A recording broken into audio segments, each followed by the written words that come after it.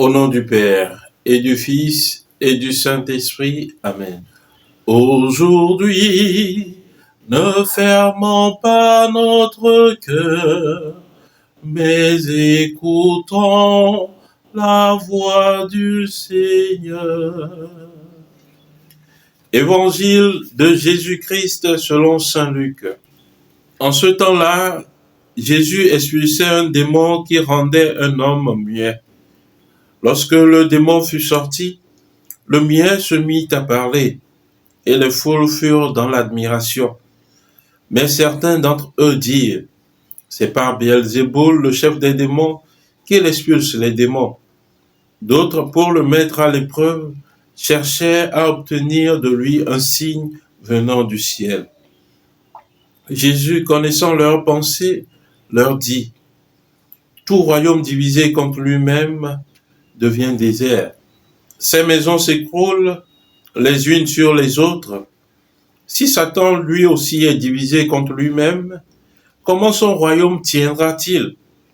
Vous dites en effet que c'est par Beelzéboul que j'expulse les démons. Mais si c'est par Beelzéboul que moi je les expulse, vos disciples, par qui les expulsent-ils? Dès lors, ils seront eux-mêmes vos juges. En revanche, si c'est par le doigt de Dieu que j'expulse les démons, c'est donc que le règne de Dieu est venu jusqu'à vous. Quand l'homme fort et bien armé garde son palais, tout ce qui lui appartient est en sécurité. Mais si un plus fort survient et triomphe de lui, il lui enlève son armement auquel il se fiait. Il distribue tout ce dont il l'a dépouillé. Celui qui n'est pas avec moi est contre moi. Celui qui ne rassemble pas avec moi disperse. Acclamons la parole de Dieu. Louange à toi, Seigneur Jésus. Bien-aimé de Dieu, paix et joie à vous. En ce jeudi de la 3e semaine du temps de Carême, nous écoutons dans l'Évangile Jésus qui est face à la foule après la guérison d'un sourd-muet. Ces gens ont bien vu que Jésus venait d'opérer un miracle, de chasser le démon qui opprimait une personne et qui la rendait muette. Alors, la foule était dans l'admiration. Mais certains parmi la foule endurcissaient leur cœur et ne voulaient pas croire véritablement en l'œuvre de Jésus. Voilà pourquoi ils disaient que c'est par Beelzéboul que Jésus expulse les démons. Bien-aimé, Jésus a accompli cette merveille.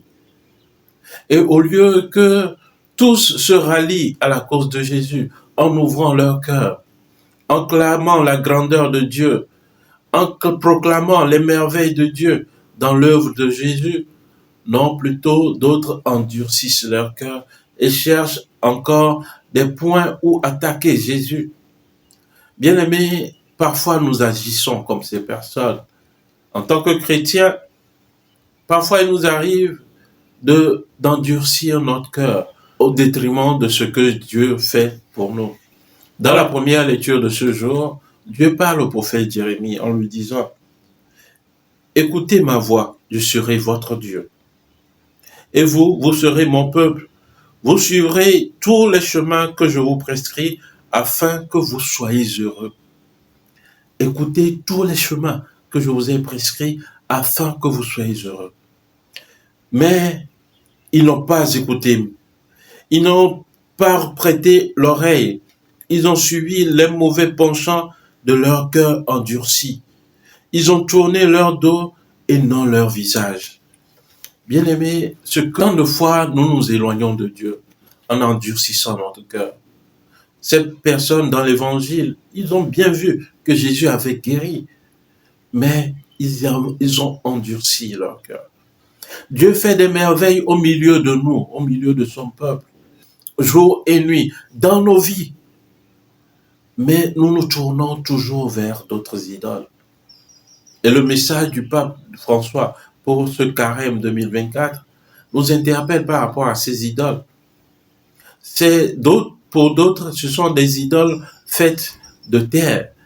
ces idoles que ces personnes pensent être leur sécurité ici-bas sur la terre, en disant, ah, ça, ce sont mes sécurités pour la terre, et Dieu, lui, c'est ma sécurité pour le ciel. Non, nous nous trompons.